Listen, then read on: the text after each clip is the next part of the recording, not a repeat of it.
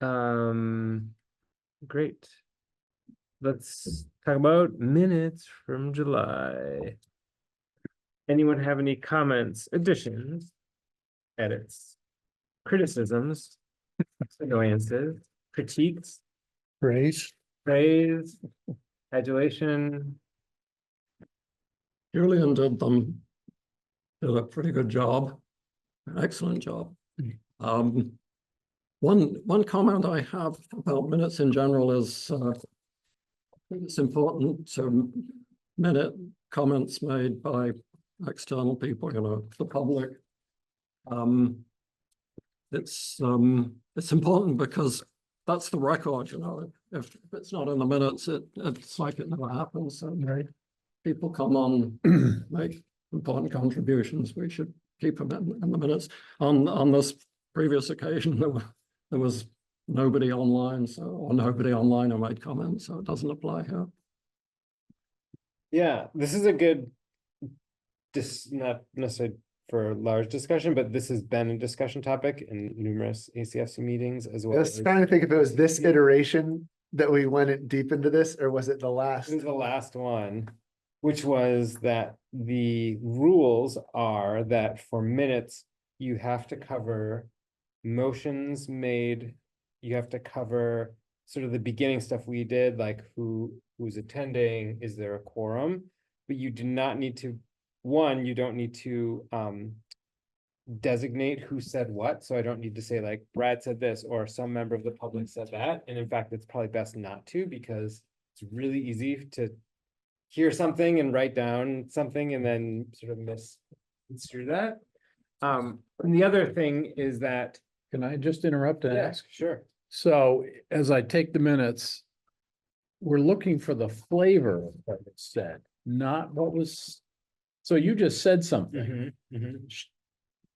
Should I put that in the minutes and say you said it, or put it in the minutes and don't say who said it? So we as a committee can decide how we want to do this, and it's probably like just good general practice for us to go over this once in a while. You do not need to write down anything I'm saying right now. Okay. But you could, and I'm not saying we should do this, I'm just saying here's one approach is to say, we have this discussion about how we take minutes, and all you write down is ACFC discussed how minutes are taken and decided as a group that they would, do X, Y, and Z. And we previously decided as a group that the minutes would be a summary of what was said, not a word for word, not who said what. And that's exactly right. When I went to the training, it's motions, votes, who moves things, attendance, who's there, and whether a quorum is achieved. Those are the things that you must have. And the nice thing is we have a video now that records who said what, if people want to know. Yeah. Plus, it's also really hard to be the minute taker and participate. If you're Right. trying to Yeah. describe the conversation, Yep. then you're effectively putting yourself out of participating. Yeah, Right. totally. I guess I'm encouraging more than the minimum. We know what the minimum is as required, but no harm in giving the Well- flavor and even attributing it. Ian, have you done it yet? Well, it's for other meetings, but not this one when I've got my hands full and I Yeah. can't hear what people are saying. Yeah. So these minutes will be more brief, perhaps. Yeah, Yeah. I will say just like every public interaction I've had when we talk about Andrews, people will reference watching the video. I've never heard someone mention going back through the minutes. I don't know, never, but I think most often people will say, oh, I watched the recording. Yeah, it's better. Is it worth it to try to record whatever the minute is, wherever we're at, as we start each agenda item? We yeah, did that already, yeah. okay. And so then those are, I don't know if the word's earmarked by MMC TV. They put Or up, bookmarked. yeah, they put like a thing so you can see, like, you just slide the bar at the bottom to be like agenda item 2, and you can like go right to it. How does it know that, or do we Tracks push a the- button? The agenda. They do that, Well, Ian tracks it.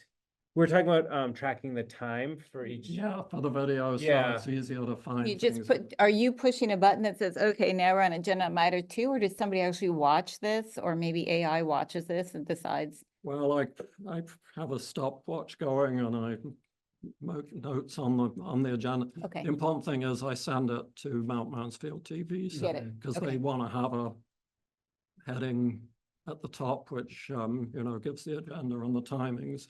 Excellent. Okay, I didn't Yeah. know how they got that information. Thanks.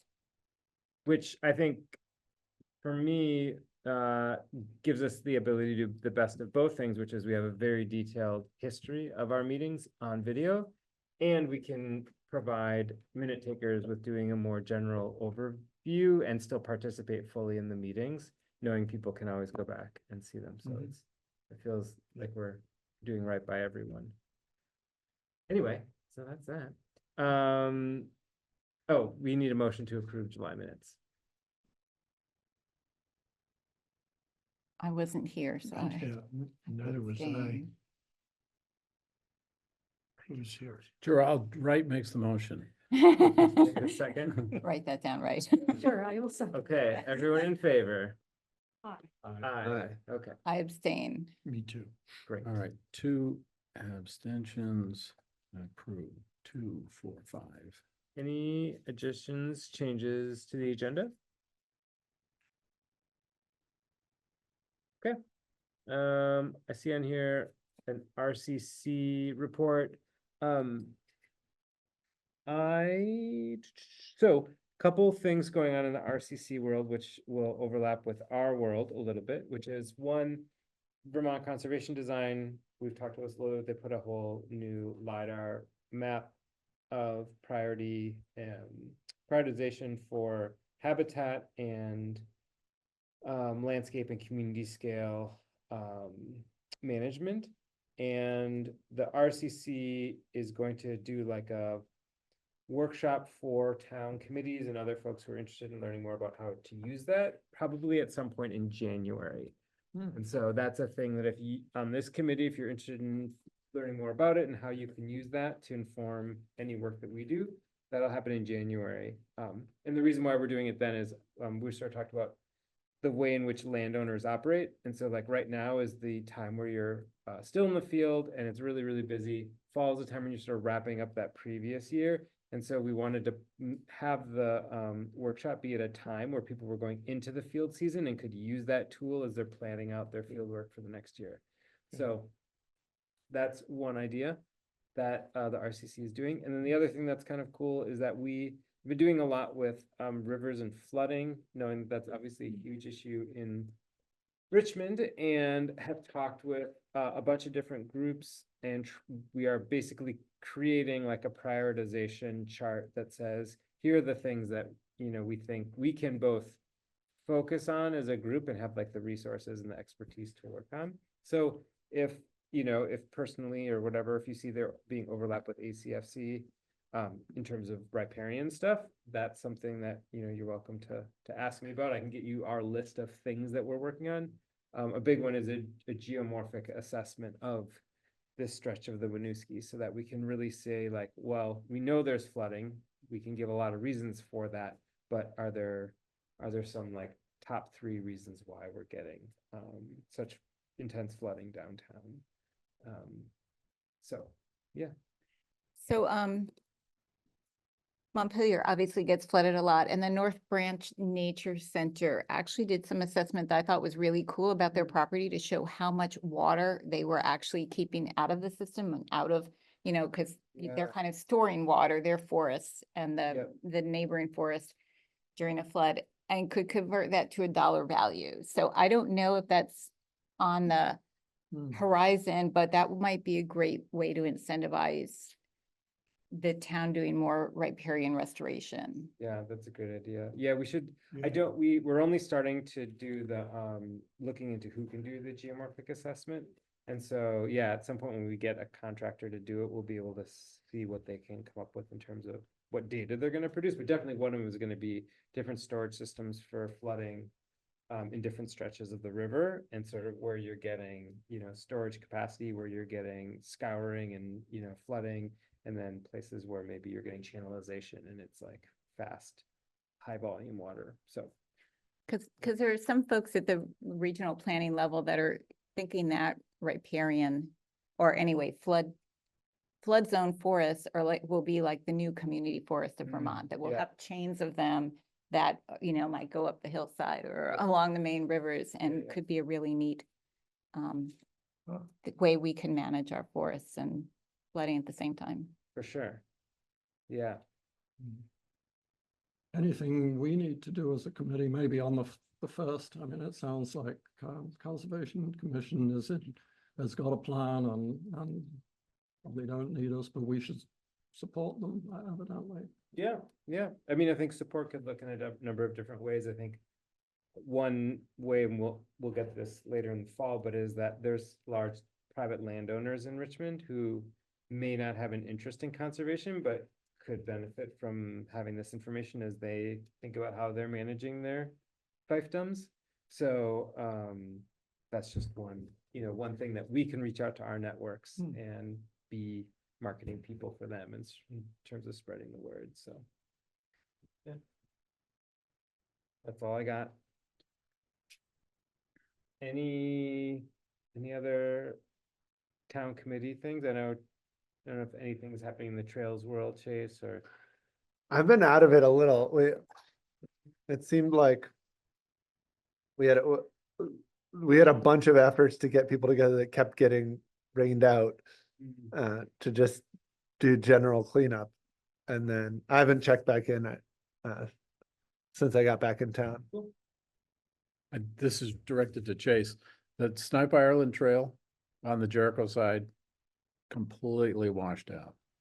Oh, interesting. Yeah, Okay. I haven't really walked out the southern side, the Richmond side, because I haven't had a chance, but I did have a need to go to the Jericho side and park at the end of Snipe Island Road in Jericho, which had to be completely rebuilt. So I walked up the stream bed, the road bed, which is now a stream bed. oh wow, yeah. And It was on its way there before. Right, so it's Okay. probably 4 feet deep. Oh my God.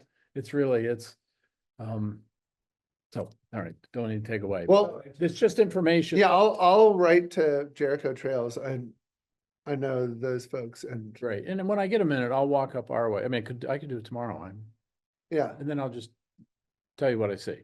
okay. Yeah, but Thanks. it was a big storm on the 11th. It was, Yeah. it's an understatement. Yeah. Great. Any comments from the public? I know there's some more folks who joined us online. Before we jump into our agenda items. Ian, could you maybe just move that? Yeah, just so we can see if anyone. Yeah, it could be that, or it just the drop down. Yeah. I'm as long as actually that's off. struggling with this to get ideally side by side with, Is that Kit Emery? seems, Oh, that works. oh, that's better. Yeah, that's Oh, great. I don't know how I found that. Okay, great. Looks good. Old business and updates. So, the first one is, okay, wildlife management plan.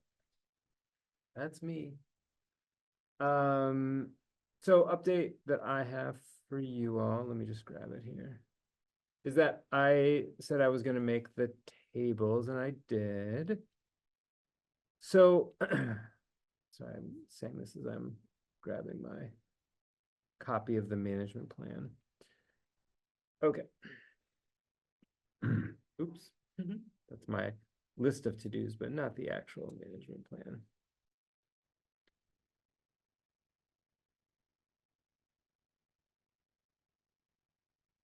Okay, there it is. Okay.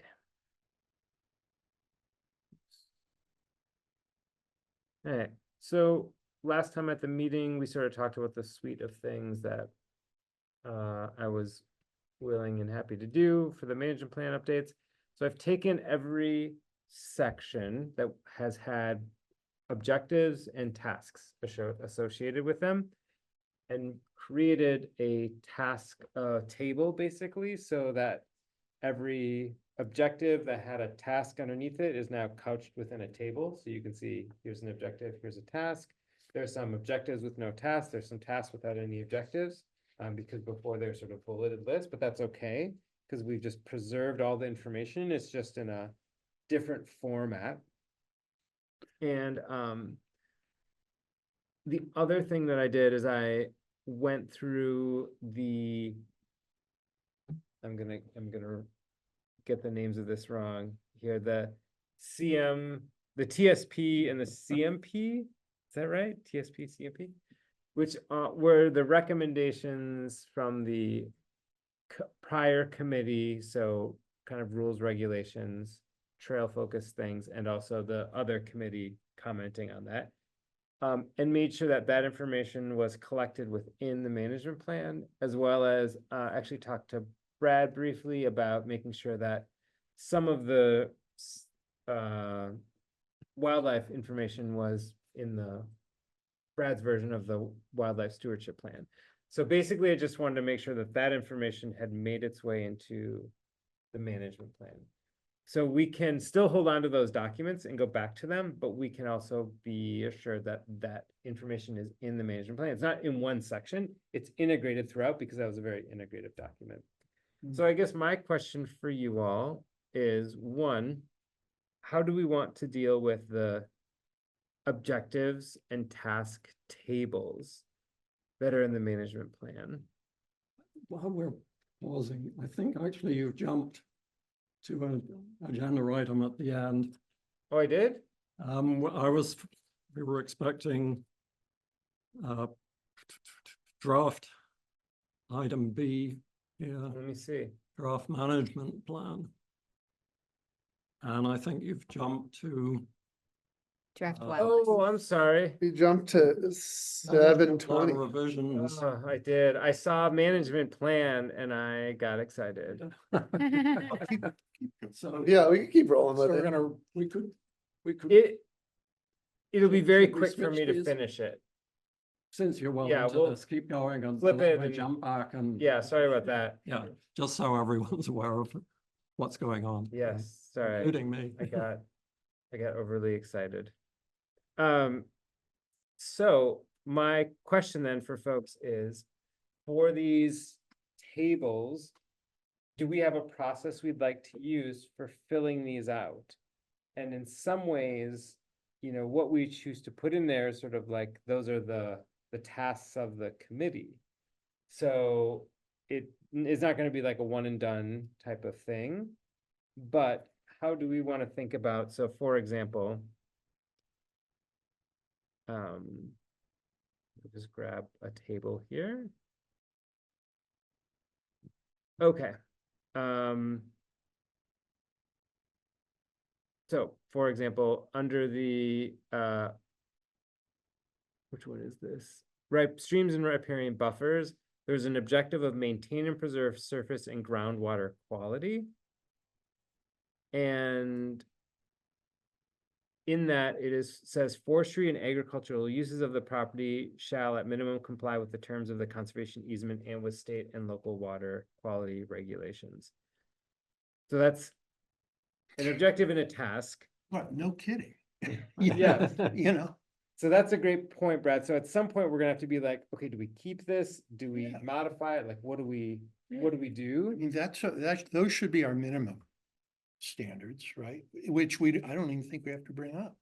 Unless If in a we want- universal way at the very beginning or Yeah, something. right. We're gonna comply with what we have to comply with, but Right. maybe we can do better. Maybe we have different needs than, the entire state of Vermont, more specialized concerns or whatever. Yeah, and that's exactly what I'm thinking is Yeah. like, are there places in this, would we want to say, have another task in there that says something like, with increased flooding that we've seen in Richmond, we want to, monitor our stream bank erosion more carefully or something, I'm just making that up, but I'm just saying like, Right. there's things that we might do that are like actual, like specific tasks that we would put in here.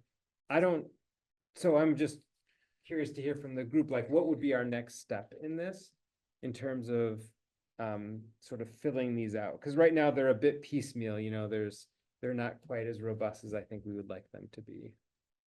What document are you referencing right now? So this is just, I have a copy of the management plan, the second version.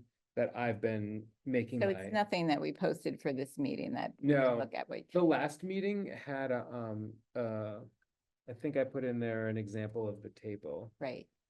so. It seems like it's great that you preserved that, but it seems like until we see what's in the document, because that's, as I recall, those were sort of summary things at the end. There was like descriptive material and then, and with some overall objectives and stuff. And then they tried to, Hannah tried to summarize that into like what objectives and actions, or Yeah, things like yeah. that. And it's hard to make a comment on which of those we should keep or not until Oh. we see the other part. Sorry, I'm not, maybe I got ahead of myself. I'm not asking what we should keep or get rid of. I'm asking like, what should be our process for reviewing them? So that we can decide what we might want to do with them. So I guess what I'm asking is like, should we form a working group that would go through the tables and sort of fill them out and present a draft version to the committee? Should we? I personally would want to see it in the context of the whole management plan, because for me, Yeah. it's section by section, they had these, right? And then she kind of summarized them at the end again, or just repeated them, so they were in one place, but And I had the same thing. There's every section has its own table. yeah, so it seems like as we review each section, we review that objectives and actions at the same time, don't you think? Rather than taking them out and say, oh, let's have a different process for them than the rest of the text, or am I misunderstanding? That could be, yeah, if we don't wanna change the rest of the text, like if we wanna keep, say the section on riparian, stream and riparian buffers, like, if we wanna just keep that section as is. Even though it might need editing, like that's for another day, Mhm. but what we do wanna do is take the table for streams and riparian buffers, and we wanna just make sure that it fits with what we're currently doing. Got it. I'm wondering like, what should we do in terms of a process for going through those tables and modifying those if we want? How many table items would you estimate there are? There's anywhere between like, let's just say like 5 objectives and 5 tasks to 25 objectives and 30 tasks per. Per table, but you're asking how many tables total? Yeah, and then there's probably a dozen tables. I was just trying to think about, can we do this in like a lightning round in committee meetings, or is it really a big subcommittee task? Yeah.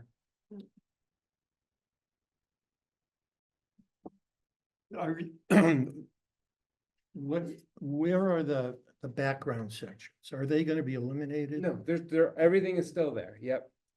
Background section is still there. So the tasks grow out of the backgrounds that are in the draft, the current draft, not. The tasks can be a result of whatever we want them to be. It doesn't have to be sort of based on the description of the, say, streams and riparian buffers. It can respond to more current conditions, because this was written sort of prior to us having lots of floods. What would we then describe that, I mean, would there be somewhere that says, that we've had crazy floods projections, or for, climate change, blah, blah, blah. And then objective, get that under control, do something about it, task. Yeah, we don't need to have that level of coordination necessarily. You don't need to have like background on flooding to have an item in there that says, we're going to monitor stream flow during, Right. or check for erosion during high flood events or anything like that. So no list of particular challenges or anything. We don't need that. Oh. I mean, I think it would help me with the background of that. I mean, are we really tackling what needs to be tackled? Well, I think that's like, if I sat down and someone's like, what should you do in this force about streams and erosion? Mhm. I could come up with 10 things that I would say, I could come up with like 3 big objectives, right? Monitoring, like say trail sustainability and nutrient pollution in the watershed. Maybe those are my 3 categories. And I'd say for each task, or for each objective, I have a couple tasks. I'm going to do, I'm going to check erosion. I'm going to set up a monitoring system, and I'm going to, have some volunteer take periodic water tests for nutrient pollution. Mhm. Just making stuff up, right? But I could say that and I could be like, I think that's pretty good. Like that is a very, Okay. given our resources, like I think that's what we could do. And then my table would just have those things in it. And that would be it. Okay, so to use that example, then I'd raise my hand and say, those are terrific. But let's talk about wildlife connectivity. What can we do there? Because you missed that. I mean, no criticism, but you were, making blue here. Yeah. And then throw that in and then write, or Cecilia thinks of something and. oh, I got Totally. you. So, the proposed revised management plan, I think, has a similar structure to the existing 2018 one. And Cecilia's really familiar with it. And what we see is that there are sections that go water resource, maybe more of these, water, I'm seeing in front of me, water resources, forestry, wildlife habitat, recreation, agriculture, education, maybe some more that I missed. So, and I think it's true to say, Cecilia, under each one, there's a list of management objectives and management tasks or management actions. And so that means there's an awful lot of them because each of those sections sort of gets expanded and elaborated on. Now, there's an alternate structure that has been suggested and discussed, is to say that a management plan should actually be grounded on its vision and mission statements. And thanks to Brad and others, we have that. So as I understand it, the structure can start with vision and mission, and then under each item of the vision and mission, which is, I think, fewer items than the topic lists that I just summarized. Under each one, then you say, what are we going to do about mission number 1? What are we going to do about mission number 2? And structure it that way. And I see the advantage of that as being that it sort of avoids complexity and it avoids repetition and forms this like rationale. Where do these objectives come from? They come from the message statement. So I like that. I mean, I like Cecilia, I think would be disagreeing from what I heard, but I like the idea of not going topic by topic, but integrating them all in that sequence.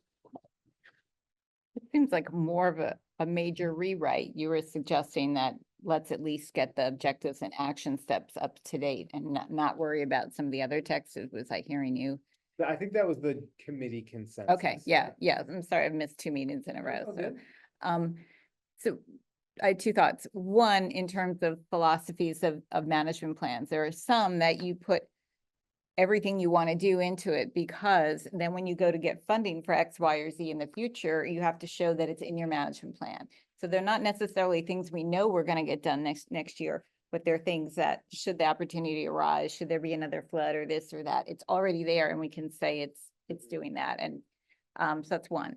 The second thought was the objectives to me would be ongoing, enduring things that we're trying to achieve over time. So those we may revisit, but probably not very often. But I'm wondering if the objectives, the action steps we could break down by time frame. So it might be, every year or in the next year or 5 years, maybe go out as far as 5 or even 10 years if we want to get a certain thing done. Yeah. And I don't know if that's too granular, but it might help us focus if we review those action plans each year. Yep. At a certain meeting once a year, we make it our plan. Gives you a measure benchmark. Yeah, to see, okay, what we're supposed to do in the next, year 1, year 3, year 5. So Yeah. I think you're exactly right. And I added 3 columns to address that to every table. One is that we have a prioritization, so you can mark it as high, medium, low, whatever you want, priority. One is a time frame. So exactly what you're saying, is this an annual thing we do? Is it every 3 years? Does it have to be completed by January? And then there's a people column. So who's doing it? Who's involved? Do you have volunteers, whatever? And that way, I think Cecilia's exactly right. What we'd love to do is like the committee, once that's done, just starts doing checklists at meetings and is like, hey, let's go back to this. What are the things that are priorities that need to get done this time of year? And how are we gonna activate people to do them? So it's a working document. It's a Yeah, guideline absolutely. that is. Yeah, it's somewhere scrutinized. between a work plan and a overall vision and objectives document. And your suggestion, Ian, of it being integrated into the mission is not, I think, in opposition to this. I think they're just different ways of organizing, and we could, for ease of where we're at in the management plan, we could do it this way and then decide, do we want to integrate it into what you're saying? Because we could take these larger segments that we have and integrate them. That's not that hard to do. It's just a matter of, what we have now, and do we want to completely shift gears, or do we want to kind of move forward with this and then see if we want to integrate them later?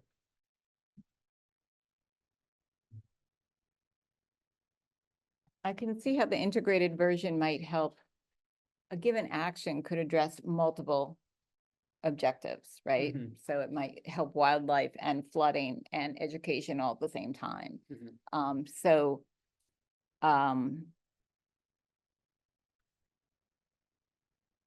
Yeah, the question is, does that same action appear in all three of those sections at the end? Or is it somehow, is there some economies by reorganizing it? Right.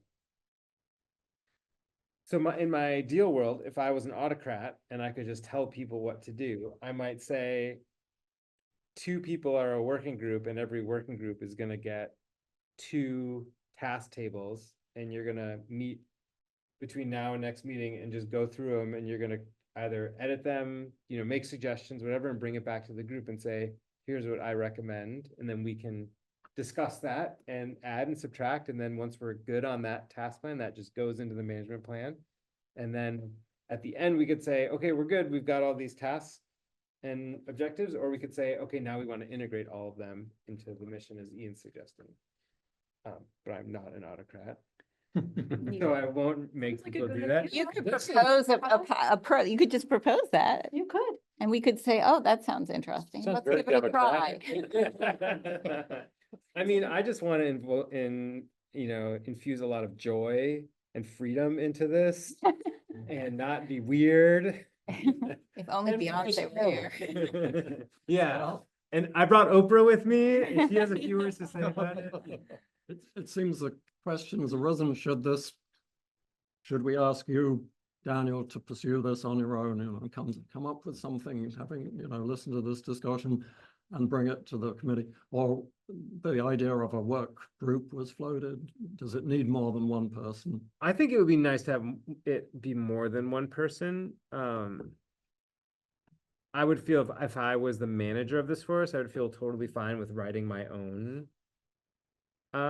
tasks list, but I think in the spirit of the community that we have, I think it would be better if a group of us kind of, and honestly, I think if there's a way for me not to be doing this, that's actually great, because then I can work on the other parts of the management plan and keep that moving forward while people are filling up doing content.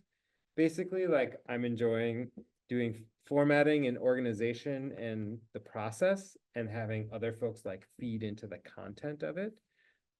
We could also, for this one month, we could try it. Like, if we had a couple folks that were interested, you could just do like 1 or 2 task tables and see how it goes and report back and be like, this is actually not that hard and we can do this, or this is super hard, I don't know what we're gonna do. Like, so we could also do something like that. Let's do it.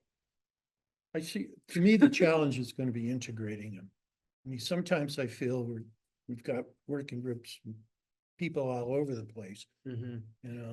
And when's it all gonna come together? We got the things we agree on, Julian's, that document. Mm-hmm. Wildlife stewardship, we really haven't talked about trail stewardship or any of that. We have been monitoring the list of objectives, the tasks, objectives and tasks that you've been working on. Mm-hmm. And we've got all these things, but boy, at some point they're gonna come together, and it's, gonna look like Essex 5 Corners or something at rush hour, maybe. I don't know. I mean, I like the idea of, it sounds like a great way to keep moving forward on this. I wonder, just quick thought, would it work instead of everyone working, on a couple and then coming together and maybe they don't all, they're not all gonna sync up. Would it help if it was a more of a progression where we worked on a couple, then build off that, see how those go over as a group? And then go on, down the line in some kind of order, and I don't know. We'd have to figure out what would be the best order for that. Mhm. I kind of like the idea of everybody either individually, you can give it either each give us one. Or put us in pairs, just for this month to see what we come up with. It might help It's just an everybody to exercise. like dig into the material and Yeah. come up with models. So I might come up with a certain way to structure them and a certain level of detail that is completely different than another group. And then we have something to talk about. That's Mhm. how we want it going forward. Is that kind of what you were imagining? I That think we that'd be- come up with slightly different things, each little dyad or whatever. Yeah. And we can talk about it as a group so we can get feedback on it and, Right. you know, And we could present what we did the next meeting and say, okay, this is how we thought about it. This is what we came up with. And then each person could, or group could do I that. think that sounds great. And then if it doesn't work or it feels like it's can't be synced together, we can just go back to a different idea. Mhm. Try it. like, Worth a try. for example, Cecilia, I think your task list, objection and task for the Indigenous history is really good. And if you could look at it and just be like, okay, do I want to add anything? You wrote it a while ago now, and so there might be new information for there. But like, if you could do that task list and bring that back to us, that might be a great one that we can just like check off the list. And we're doing more. We're doing objectives and tasks. Yes, Okay. objectives and tasks. And then there's the other three columns of priority, dates, timeline, and then people, which you don't necessarily have to fill out. That can come from the group, but Would it be okay if Daniel assigned them? Sure. okay. But also we could like take half of a meeting and break out and just sit That's in true. twos. Sit and choose and go through them. They're And not do that it. long. Mm-hmm. If we knew ahead of time and read them. Right. Yeah. Other thoughts on that?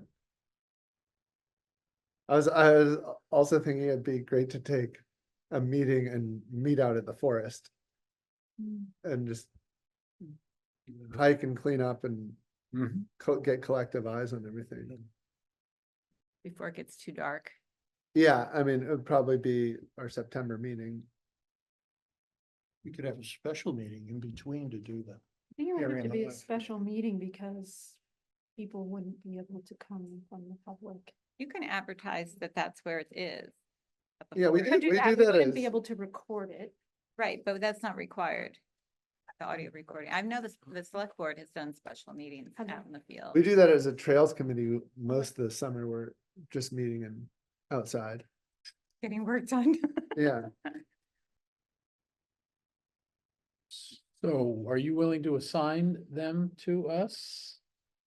Yes, I'm happy to do that. I heard Chase say something different, which was that we do it as a group during one of the lessons, but why don't we do this? Why don't we see how individual ones go?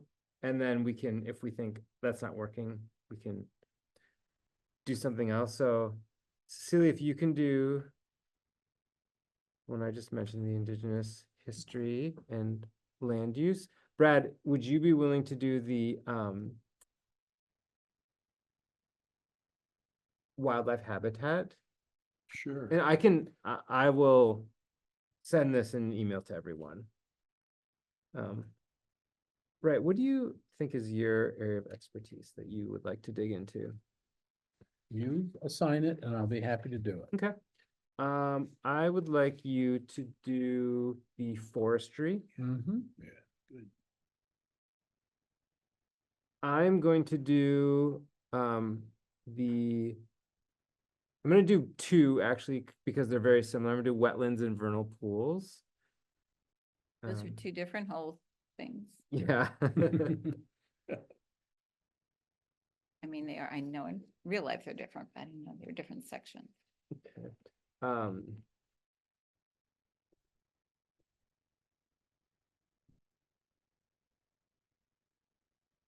And you'll send us the template. Yeah, I'm gonna send you everything. Chase, would you be willing to look over the recreation one, which is similar to the TSP? And then Melissa, would you be, how do you feel about doing the streams? Sure. Okay.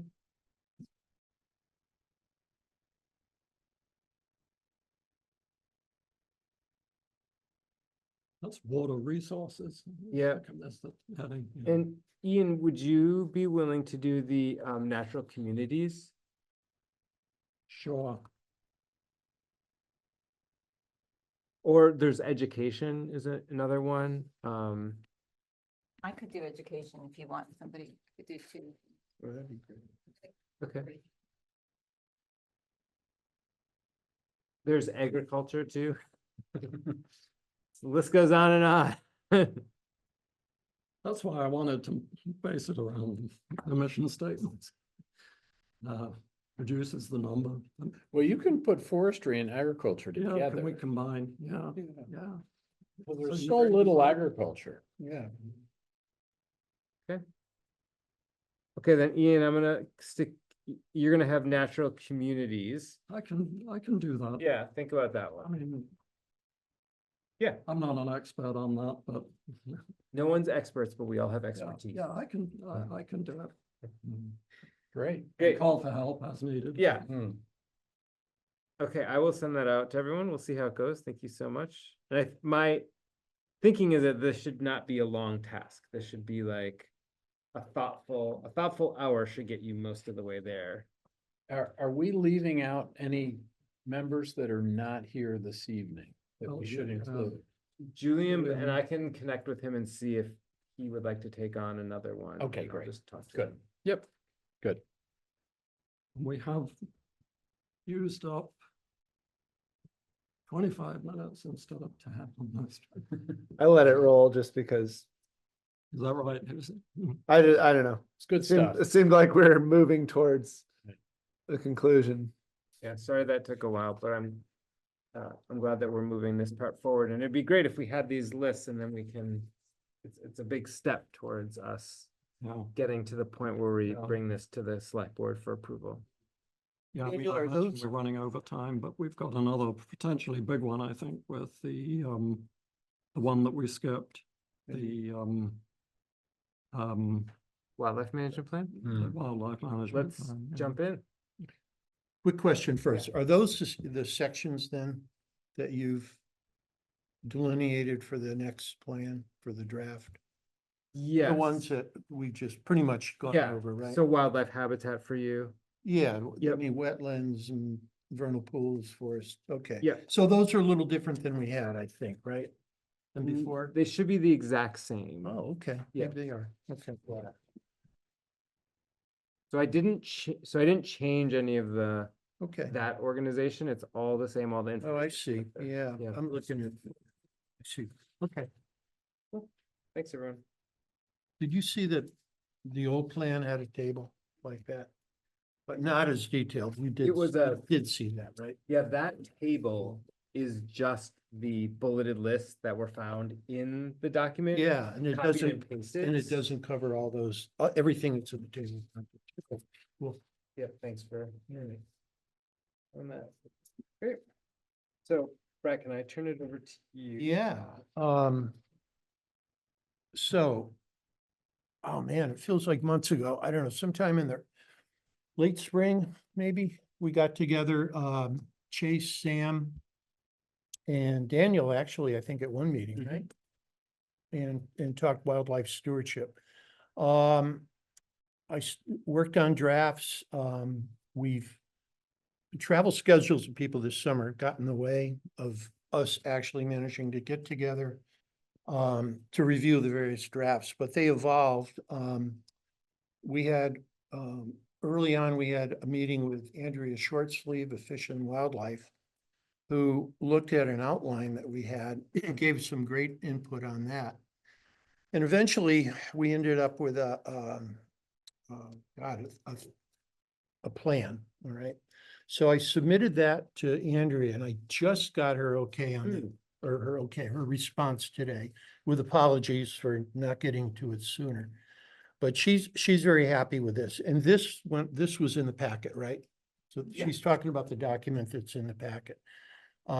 She said she thinks we've done a great job incorporating a lot of what we talked about, and I'm sure what you've discussed with others. She likes the multi-level approach is great, so is the incorporation of the natural communities and the species that will be found within them. What a concern I had is because of just kind of the complications of organizing this thing and getting it going. I didn't feel that we might have been, but I was uneasy whether or not we got deep enough into the nitty-gritty of action plans and items. And there's a bunch of them in there for everything. A lot of them are off the top of our heads. But I think they could use some review at some point. But although Andrea said she liked them all, she tweaked one of them and actually just made an addition about. Sorry, did you say the species level action items? Yeah, species and natural communities. And she liked them all and she. Yeah, no, she's very happy. We had one that said involve ACFC members and the public in monitoring programs utilizing field visits, camera and audio traps, and consultations with experts to gauge the health of the ACFC's communities. And one point said utilize black bear and bobcat as indicators of the overall health of the place. And she just suggested building in songbird counts, which you could do with, that's her idea on the audio recordings. I didn't know they do this, but like as with a camera trap, you basically put something that records sounds. You must hook it into like Merlin, and Merlin will tell you, on May 15th at 7 a.m, they heard a blue-throated warbler and whatever. So it's just another tool. She said perhaps songbird diversity could be used here, monitored by audio recordings. But anyway, that was her only comment on that thing. Overall, though, the whole plan was basically based on lots of stuff that we've learned since 2018, when the first management plan was drafted. But when that was drafted, we didn't have the benefits of the UVM studies. We didn't have Airwood studies. We didn't have kind of some informal walks through there, like Liz Thompson, Brent Engstrom, great botanist, went through. We didn't have the benefit of all the literature reviews, like Meredith Naughton's. We didn't have knowledge of what New Hampshire was doing. We didn't really know about zones of influence. I vaguely remember that was kind of a rumor at the time that, work was being done to figure out how close can people get to wildlife before you spook them out of a habitat. So anyway, I tried to crank all that in. And the result is what you see. So next steps, I don't know if we're ready to, approve that right now. I don't think so. I think it needs more discussion. The central, kind of the central strategy of it is what we've, quickly talked about in the last couple of meetings, but this idea of focusing trail development in the forest's most accessible places, where it's easiest to develop stuff. Leave the north pretty much the way it is now. Don't close it off to recreation, but don't build new trails up there. Make that kind of, the wildlife place. People can still go up there as they traditionally done, and it seems to be in great shape having done that. There might be a way, some of the existing logging roads, we might be able to lightly maintain those, but maybe not, because they get scarred up. So in the plan talks about that. I think we need to figure out is how feasible that is. But that's kind of what this hangs on. And I know that's been a sticking point. It's on Julian's hotspot list. We've done pros and cons to Cecilia's discussion about that, or suggestion rather. And it's kind of what I was getting at before, you know, there's some stuff I think got to talk about before we, you know, or else we're gonna have to talk about them sometime. And maybe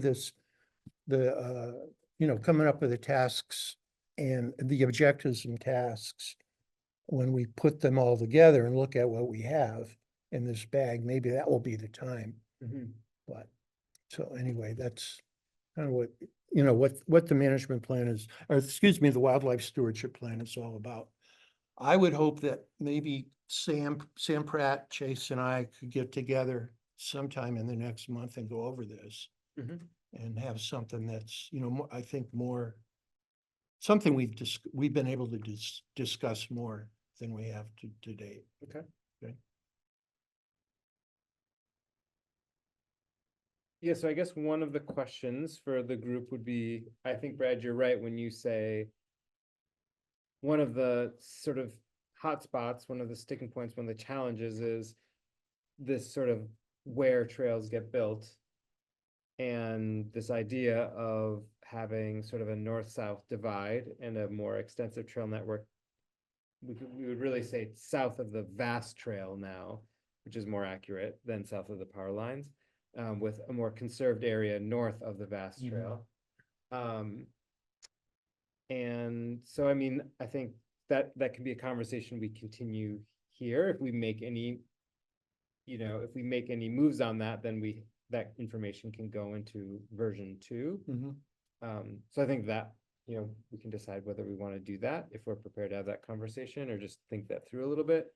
I wonder, Brad, what would be the best way for you, because I think you're right in saying that you want feedback on this and that we're not ready to sort of like approve it now, but what would be the best way for you to get feedback? Because in reading through it, I had some things I was thinking about too. Like, for example, on the species level, like we should put in here monitoring, you know, knowing and monitoring any rare and threatened plant species. That should be like, you know, in there. So, you know, just wanting to like give you feedback, what would be the best way for you to like get that You information? could do it by email, it'd be okay, Okay. you know, and maybe set a deadline, you know.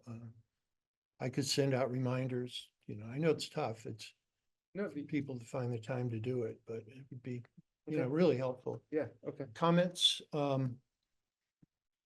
you do Google Docs, but then that turns into a mess if you get too many people piling on.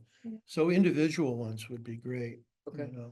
Do it as maybe comments. Yeah, I think it's a Word document now, so if people can work with Okay. Word and do comments or So could it's a you, track PDF. changes.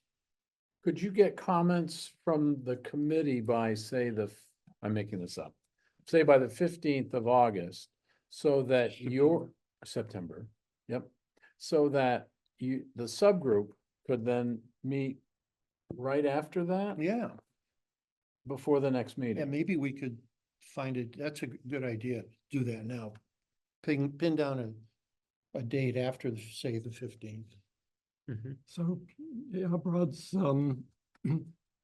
proposed draft is in the packet.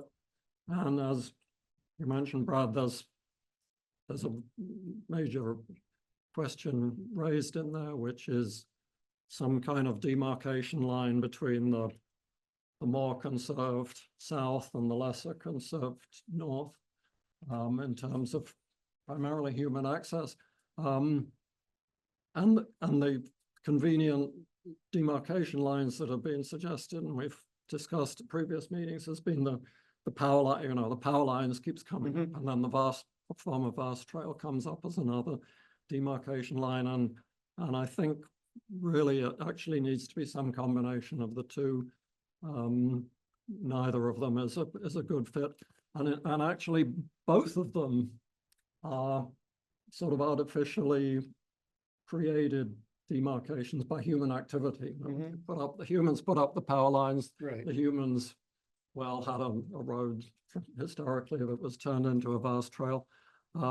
So I think one should address another, if the demarcation line is something that we agree about, we should look at it, maybe we could look at it more in terms of topological or a natural communities demarcation, you know, look at the Yeah, at the maybe. BioFinder or something to get a demarcation that isn't just human activity based. Yeah. Actually, in relation to that, I know that the subcommittees that met a year ago addressed the issue of dogs, and that was identified as something that could receive pushback. The idea that dogs would be controlled in different ways in the north and the south sections, and you know, I think it's a wildlife issue, because I mean the reasons one's concerned about dogs is their impact. Humans have an impact on wildlife. Can I just say something quickly about the demarcation? You kind of segued to dogs. That dogs is always my favorite. Okay. I think that there are some advantages of the power line and the vast trail, because people generally understand where those are. If Yeah. we're talking to a group outside of ourselves, like Yeah, the good select point. board, many of those people can understand and look on a map and see where those Yeah. features are pretty easily. So they are convenient markers in talking in general terms about. And even more important than on a map, in the field. I mean, you know, if you're walking under those power lines, you might not even know what the vast trail is versus any other trail or road there. So that was the original reason why they demarcated that way, because we're demarcating it. You're right, it's not an ecological boundary, but we're trying to control people and what people do. So we need a boundary they can see. They can relate to, yeah. And that was like the clearest thing. I guess We could test it against that though. You know what I mean? And see if there's some really important ecological boundary that we're missing and maybe try to accommodate that. But I agree. I think we're doing it for people using Yeah, we're trying to people manage people in that recognizable way. stuff would be great. But it would be a cool test anyway. But anyway, good point though. I'm sorry, Chase. No worries. A couple thoughts that came up. I know I missed 2 meetings, but the idea of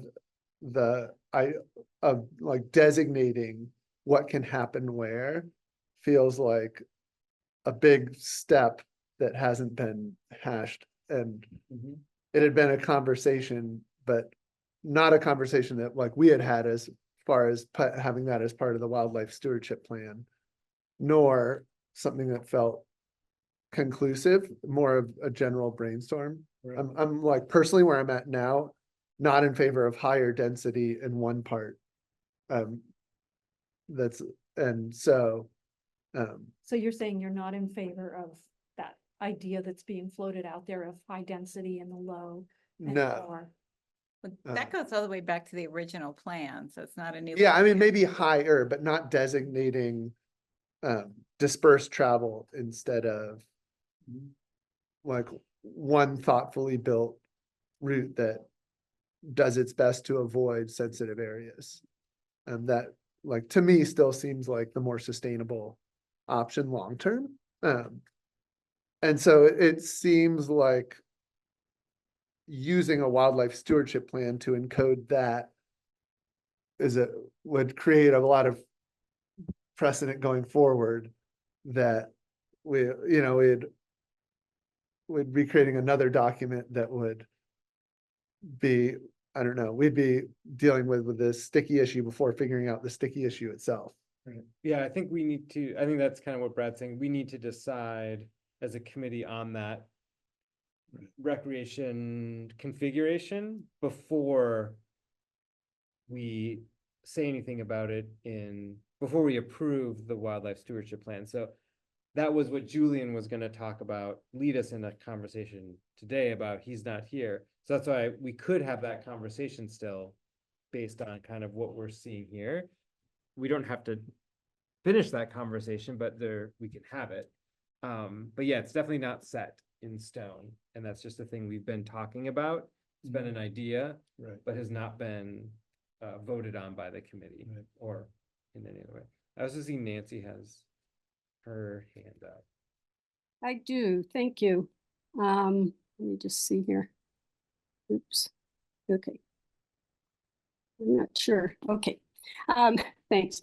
Hi, everybody. I have read through what came through for this wildlife strategic plan, and as a member of the public who's been following these meetings for several years now, I just want to say that having read that, the wildlife, and I'm referring specifically to the wildlife strategic plan, there have been so many moving pieces, sometimes conflicting, sometimes confusing pieces that have been going around on the committee, that the committee has spent time discussing in great details.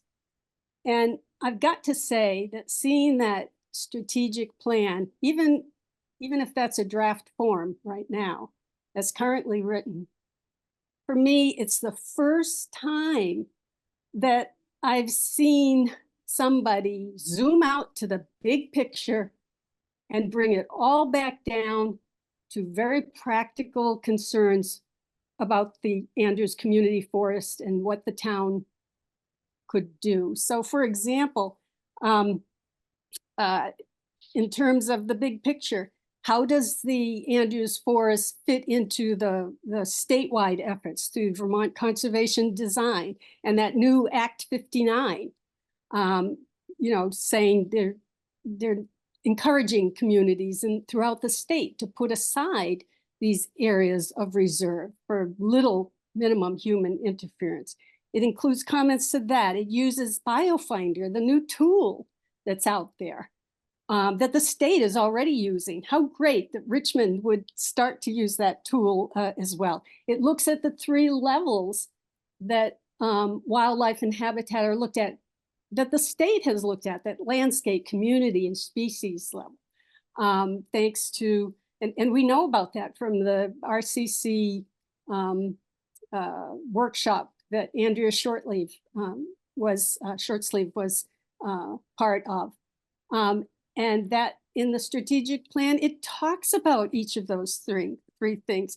It talks about the consistency with all the documents, whether it's the conservation easement, the town plan, even the forestry plan within the conservation easement.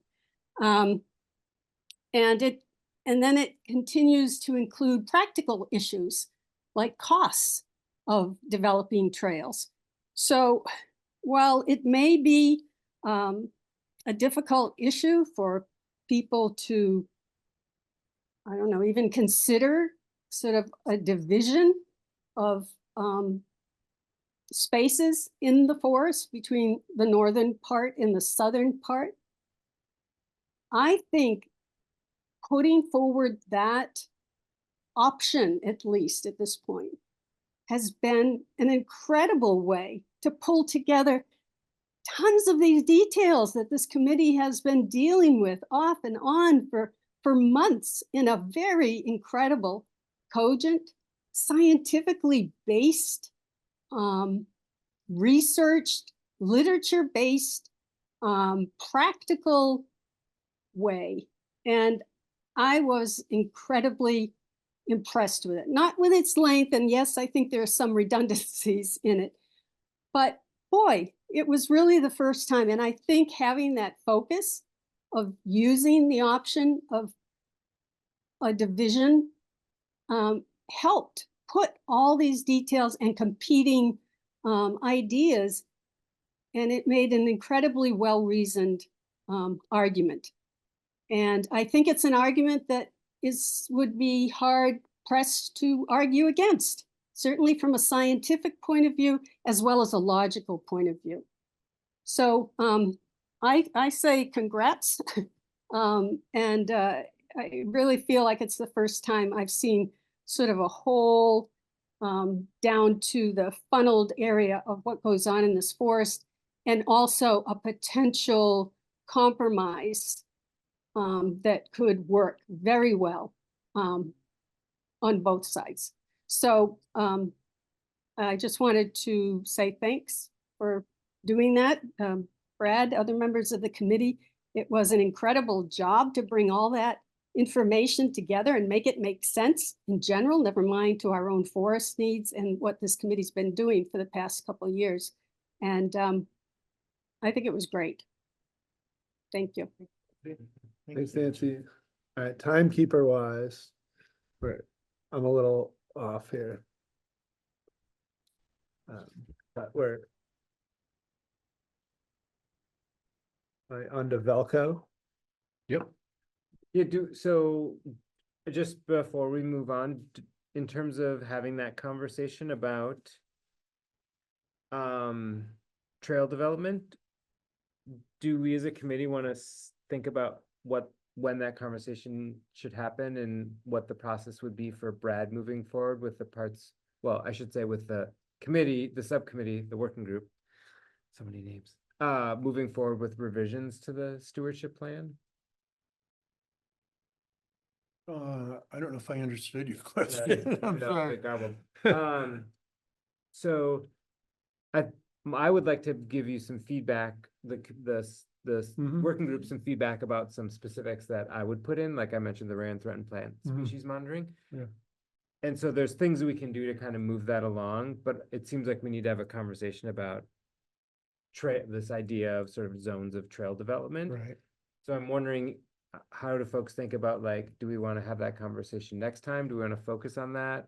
Or, yeah. So one problem I see that I wanted, if we decide to do it the next time, is to make sure that all of us can be here for that meeting, because I feel like if we're diving into that challenge area, and like you weren't here for a couple meetings, which is fine, but there was a flavor of some things happening, so it feels like you're kind of pulled back to a different spot from where we were before. So I feel like it kind of needs to be a bit of a like super meeting to make sure we can get everyone there, or we could start it and do it in parts, but I don't want to waste the time of feeling like we're heading in a direction and then people who haven't been here say, oh, hey, whoa, wait a minute, like we are not moving that way because, for whatever reason, I haven't been here. I haven't been part of the discussion. Nothing against you not being here. I just don't want to move forward without people, if Julian's not here and he has a very strong feeling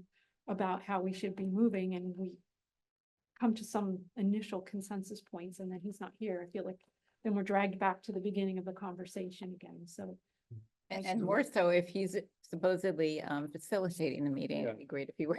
Right. Why don't we build the next meeting date around making sure everybody can be at it? That would be, maybe. Yeah, we can do that. Yeah. It's always hard, No, it is. Have Yeah. everyone here and it's. For sure. Yeah. We do a Julian doodle. did apologize for not being present, and he said he's going to watch the video. So, I mean, and it potentially that helps a lot. That will help, If you're not present, absolutely. you I can watch just, video. Yeah. it's a big hard topic. I just feel Yeah. like maybe I should just say, if we can do our best to have everybody here for it, that would be.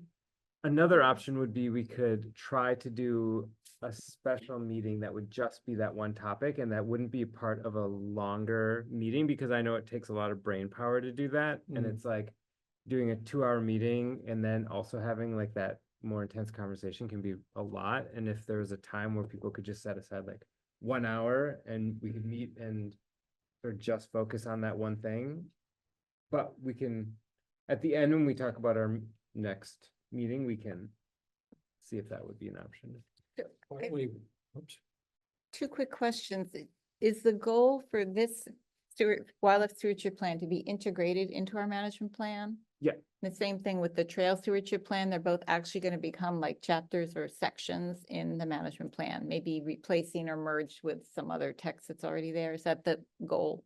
Yeah, and Brad has sort of set his up with an appendix and stuff, so we can decide like what goes in and what becomes a sort of Yeah, it's like separate thing. 37 pages.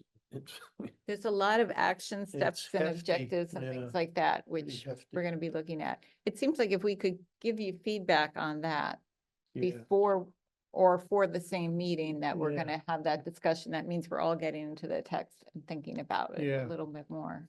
Mhm. That'd be good. And maybe even in parallel, as we're all trying to write up our own little objectives and tasks, we'll see how it appears in this document. That'll become part of the management plan, and we'll get a sense of what level of depth we think those objectives and tasks should be. Maybe. Yep. What about I know you said at the end of the meeting, but we're still, what about a special meeting for an hour on the 16th?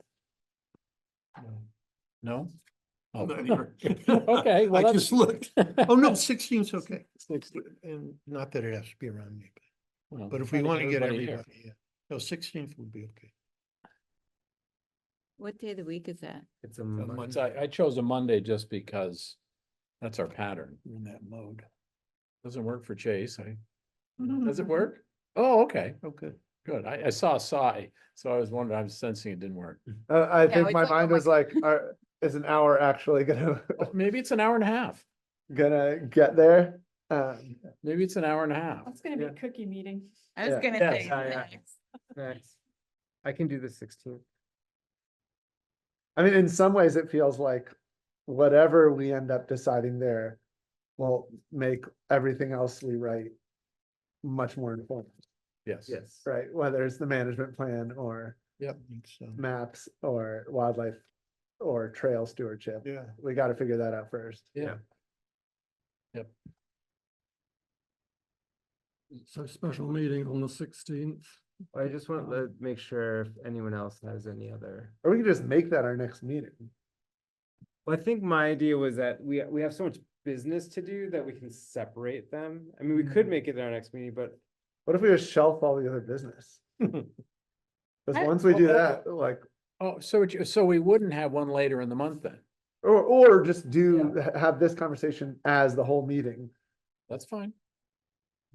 I guess it doesn't matter that much, but it might be more of a signal to the public if that's not our annual. It's nice to keep our monthly meeting at the same time. And if it's at a different time and we're only gonna do one topic, then it might be a better signal to the world that this is a special meeting to deal with this topic.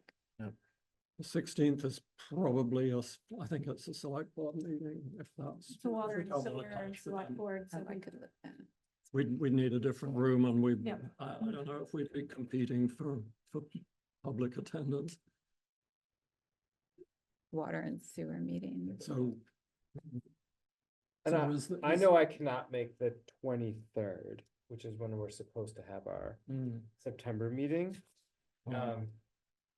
But Oh, well, then we can, We do the fourth Monday. Could we do the 30th then? I am available on the 30th, just not the 23rd. Right. 30th is a Friday. Oh. Oh, no, that's August. Never mind. Well, we're making progress here. This Yeah. this is great. I mean, what if folks think like, do we want to set aside something on the 16th? I do feel like we've kicked the can down the road a little bit this summer as people have been here and there and we've done other things, but maybe it's time to dig in and. What if we did the 16th and then we did our meeting on the 30th as an outdoor meeting where we did some Yeah. trail maintenance, Yep. walk the trails, got Yep. to That's good. That sounds great. get eyes on Great it. idea. I like that idea. Let's move you down there. Okay, and then the 30th. ACFC walk. That sounds great. We could even.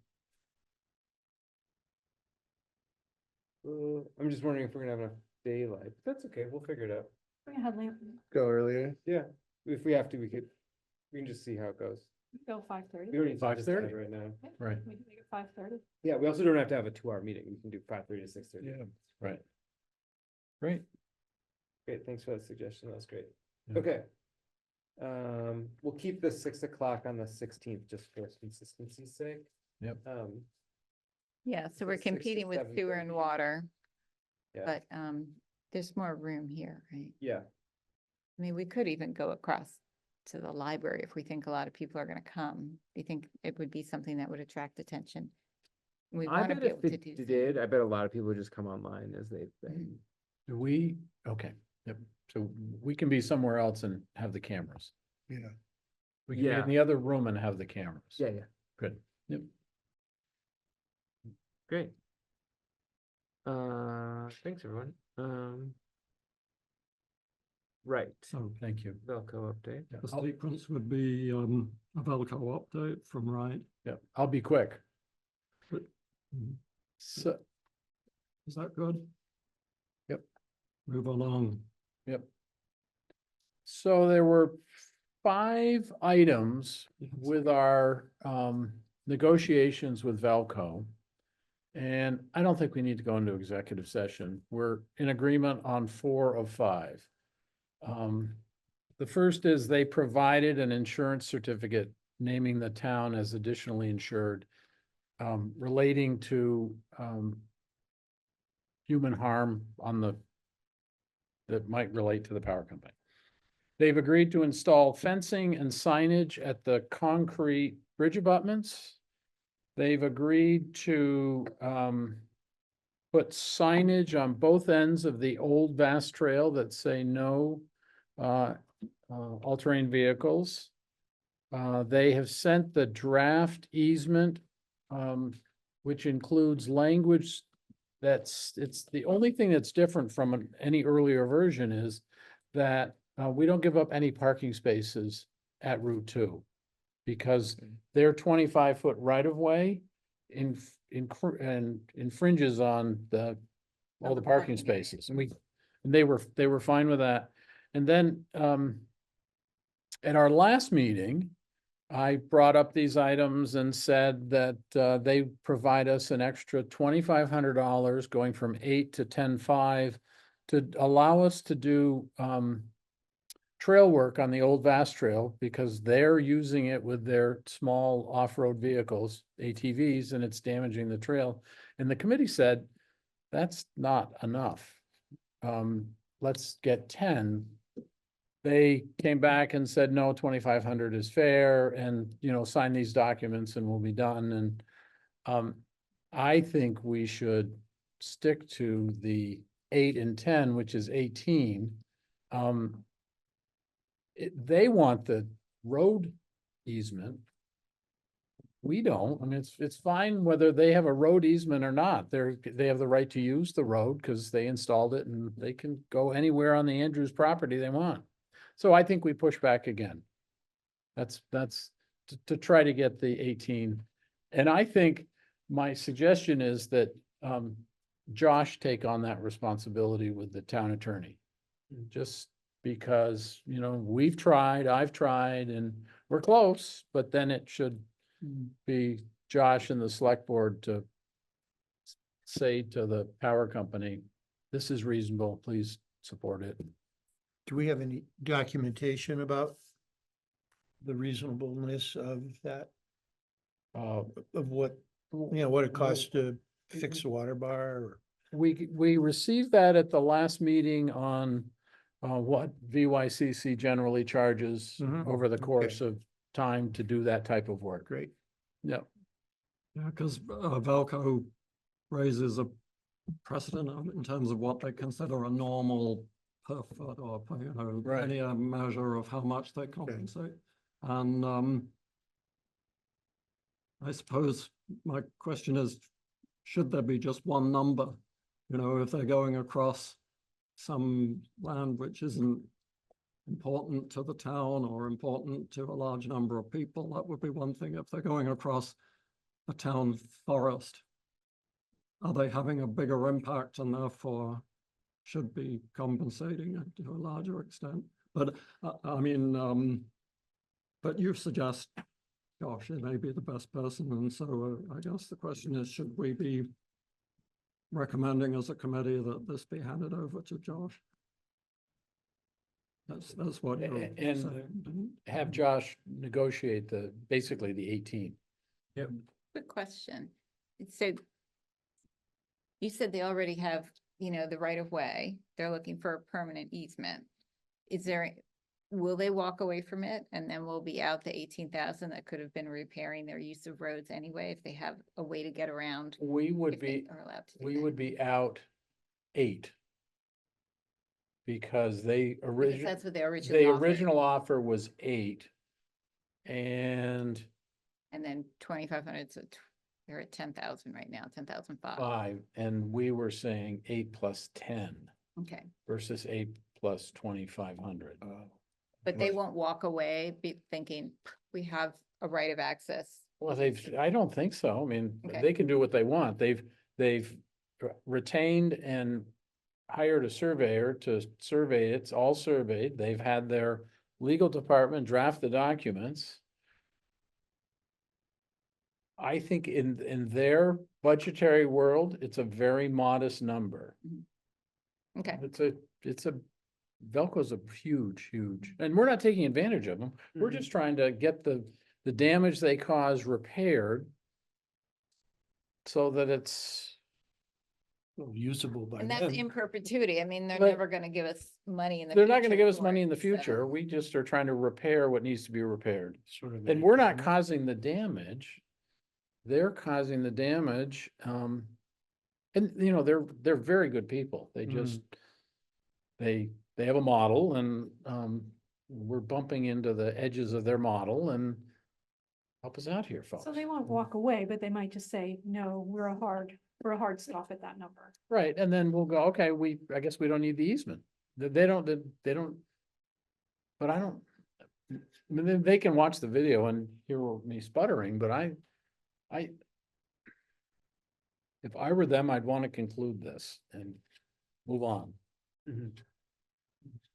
So we could ask Josh to handle this, but maybe with a list of, with a few like talking points, things that we consider important issues, reasons. And he why has would- those, yeah, he has those, Okay, yeah. And I don't think we need to vote on talking to Josh. I think we can just sort of all agree if we agree that that's how we can move forward, Yeah. which I would give my Yep. agreement there. Right. So I've been emailing Ian on these matters and Josh, so Josh is aware of them. And today I was not including Daniel because I'm trying to be very careful of limiting the number of people to make sure we don't. I wasn't I excluding do you. not feel excluded. Okay, So good. Happily, blissfully unaware. I All right. suppose in the spirit of making these things, putting them on the record, copying to the town forest email address, that's the Gmail address that's given at our website. That's a way to get it on sort of on the permanent record rather than on individuals' emails. Oh, okay, all right. I mean, I don't know that we do this. Do we ever do this? We do it very seldom. But maybe this is the kind of area, you know, for all of us, if we're doing something that, you know, should be on the record or is better on the record and potentially public, then that's the Right. way to do it. Okay, all right. Great.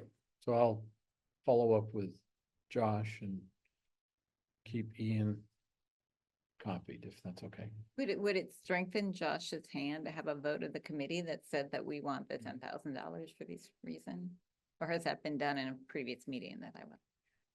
Yeah, agreed in the last meeting. We that's agreed in the what we last voted. meeting. Okay,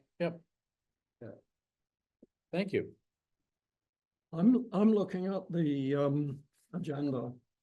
And we've got 30 minutes and I'm flagging in my mind on my list 3 things that are potentially quite brief, but I believe shouldn't delay them. And we've run over time on a couple of issues, which I think in many ways overlap with the challenge areas that we were hoping Julian could work on. And so my suggestion is that we deal with the proposed bylaws change, which could be 10 minutes. We deal with the mowing of a meadow, which could be 10 minutes, and we deal with a tree stand on Urbanik Way, which could be 10 minutes. That would be the remaining 30 minutes. And, Yep. and table the challenge areas. Oh, yeah, without Julian here, we won't do Okay. that one, so yeah. Mhm. So if we're going to the proposed bylaws, Mhm. I can speak to that. And of course I put the the document, the proposed changes in the packet. And of course, the history is that we have already made two recent changes. One was we not made two. Certainly, the one that the most recent one was clarifying that it's the select board that makes appointments, because the language was a little ambiguous, and had led this committee into difficulties with thinking that this committee would have the final word and could have executive sessions. So that when that was approved, that went to Josh to implement, I guess, bring to the select board. But he looked at this thing very, very thoroughly, and he made some very good suggestions. And what's in the packet is actually his notes using track changes on the bylaws as they currently stand. So if I could run through them real quick. The first one is that is 2A. Should I put this up on the share screen? I can do that thing. Yeah, I think we can probably read them. We don't need it. I mean, does everyone have it up on their? Yep. I can speak to it Yeah, anyway. so we all have them. The first one is we deleted the word approval, or Josh deleted the word approval. I met with him to go through these and we agreed, but he deleted the word approved by the Richmond Select Board, just so it just says appointments by the Richmond Select Board. And the next thing is the he wanted to streamline the issue of how long a term is the 3-year term, and the previous language he understood probably correctly had been dealt with at the time that the Andrews Community Forest Committee, Cecilia would remember this, that there was a transition from a provisional temporary committee to a more permanent one. So there were people who were sort of being grandfathered across into the new committee. So it had all sorts of language about variable lengths of terms, 1 or 2 or 3, and he wanted to standardize it to what all the town committees do, which is 3.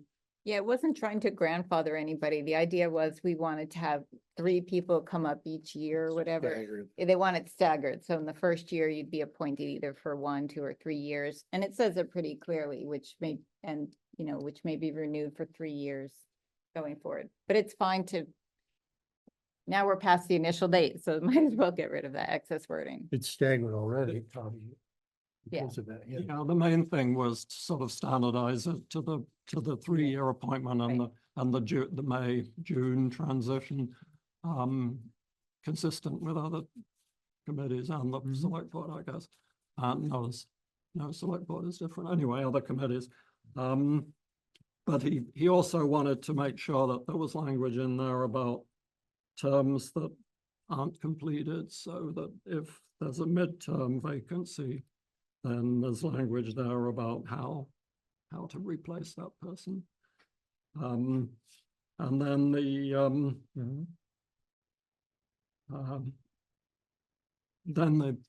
final point, quite lengthy, is formalizing the arrangement that we have with the Trails Committee and the Conservation Commission, in terms of their representation by one of their members, but also them that they can recommend someone to this committee, and that was not dealt with in detail by the current bylaws. Don't deal with that in detail, and also don't spell out the process which we've gone through, which is somewhat lengthy, that we announce a vacancy, applicants come forward, they have to be looked at first by Trails Committee and Conservation Commission, and then they make recommendations to us and we discuss them and then forward a combined recommendation, or I guess our recommendation to the select board. So that's spelled out in some detail. And then the final thing was that I spotted a duplicate language about the majority needed to pass a motion.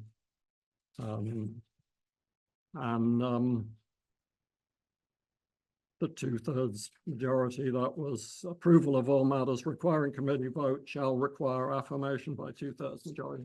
That language was duplicated, and Josh agreed that that was a redundancy. So the second of those was deleted. So those are the changes that Josh was recommending, and he and I met and went through them, and so I think they're up for discussion or a motion and discussion, or discussion and motion, one or the other. So yes, Cecilia? So I don't know if I should discuss whether it needs to be moved first. So this is open for discussion, but at any rate, I'm confused about how recruitment to the committees happened. And we know that the oral tradition, I guess, because it's not enshrined here, is that Josh or somebody sends out an email to the whole town saying these are the openings and you should apply. But what we have, the only place where I see anything is in this section on the second page, I think it is, after section 5. Let me see, 2A II. It says renewal replacement, retirements from the ACF committee shall be replaced within 2 months by nomination of a new member and acceptance by the ACF committee by 2/3 majority. So I thought they were trying to get away. It's not saying who's nominating them. And it's just nominating one person. It doesn't say would be recruited from among town members or anything like that. And then it says, and then that we are supposed to accept them, which I thought they were trying to get away from. And then within 1 month of nomination, that new member will be put before the select board for formal appointment. So that was kind of what we were doing before. And I think that's what they had a problem with, that we were sort of nominating our own people and approving them ourselves and giving them one choice, as opposed to saying, the door's open, who wants to join, and then forwarding all the applications to the select board. Yes. I just wonder if that, is that covered in that last sentence that Josh wrote, which is, For all open seats. yeah, the ACFC committee will also send information on all other applicants for the open seat to the select board. Shall review applications and nominate an applicant by 2/3 majority. It's the last sentence. Right. I see that. And if it doesn't say how we get these, how we get anyone to nominate. If one of the vacancies is a seat recommended, shall seek advice from the appropriate body. I thought they were allowed to, the person nominated will put before the select board for formal appointment. So Yeah, to me, it's still kind of fuzzy. I don't know if these edits solve our problem, or am I the only one having that problem? Because now it's like, oh, the ACF will seek advice from the RCC and the RTF, but actually those guys were supposed to present somebody that's acceptable to them. And it says above, one is a member and one is nominated. Yeah. So I don't know if this clarifies it enough. But if I'm the only one having trouble with it, then that. I see the that. magic word nominate, which could be replaced with recommend. I don't, would that address your concern? I mean, I think, you know, it's very complex with these 3 bodies working on replacing a vacancy, filling a vacancy, the 4 bodies, I guess, the 2 other committees, this committee, the commission and the committee, this committee, and then the select board. So there's actually four of them, but there's sort of a hierarchy that, as I understand it, I think this is what this is saying, is that Trails and Conservation make a recommendation that we then agree with or not, and then so we forward a recommendation to the select board, and they have ultimate say on this. So nominate, is that an ambiguous word that should be replaced by recommend? I'll just I mean- time check wise, we're a little over. Our Yeah, it's funny, I focused on, the blue, the change, and that all seemed good. But then Cecilia's point, how does that relate to the first two sentences? I don't know. I wonder if you could put a period after 2 months to 2 months period. Retirements will be replaced within 2 months period.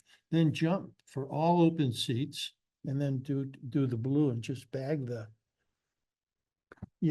ACF nominating or, bringing somebody in on a temporary basis and then giving them to the select board to either reject or, Or if we just accept. delete the word in that renewal and replacement, retirements from the ACF committee shall be replaced within 2 months by nomination of a new member, and then delete and acceptance. So it would be nomination of a new member by the ACF committee by 2/3 majority. And then his thing, so getting rid of the and acceptance, because they were saying we are not allowed to pick our own people, but we're nominating them. And then that advice from the appropriate bodies, it's spelled out clearly what we're looking for under B, delegation. So maybe, and that those guys, both those guys will also recommend, or those guys, those two committees that are not members are expected to update, shall be appointed from. It feels that one sentence, the one you're reading, Cecilia, feels a bit mealy-mouthed, where if it just said, if one of the vacancies is a seat occupied by a member of the RCC or RTC, the AC, then just, it will be that committee will recommend an applicant. You're talking about B, delegation? Yeah. Yeah, something in there might clarify it, and then where it says advice from the appropriate body above. Right, that part I don't like. Yeah, like somehow change that and say according to section B below or something, and then in delegation, if we could make that clear. Because it was an unclear point. Are they coming up with a recommendation that goes directly to the board, to the select board? Or are they coming up with a nomination that goes to this group and we decide if that's our nomination to the board? But in the end, I like it that he says it will be appointed from the committee. So in the end, we know that's true. And the answer is both. To your question, it's a recommendation to the select board and to us. Right. So as long as that's clear here. Yep.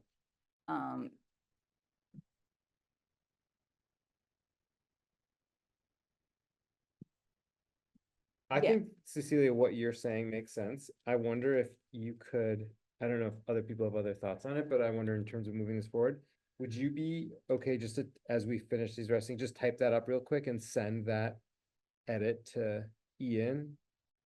Just like, just what you mentioned, and then Ian has a paper trail of it and he can. I was gonna request the same thing. Okay, so I could just cut and paste out of here and Yeah. make, And Yeah, just or one even thing, edit this. what's in the packet is a PDF, because that's the way the town does things. I could send you the Word document, and then you can use track changes. That may be Sure. you'll have both, use whichever one works best. Although for you should be able to do it. Brad had some comments. Do you want to work with Cecilia on that, or I think she's getting at the same thing. So are we saying that we're not voting on it tonight? Is that what I hear? Or are you saying, can I come up with something real quick that we could vote up in the next 20 minutes? Do you think that, how long would it take you to write up the recommendations that you just made? 5 minutes or longer? Well, I'd have to reread it. I wasn't getting it all, but if you, can you send me the Word right I'll now? do that. And Yeah. I'll do that Okay. right now, and we'll see if And I if you get get it- something done in the next 10 minutes, and Okay, if that not, sounds great.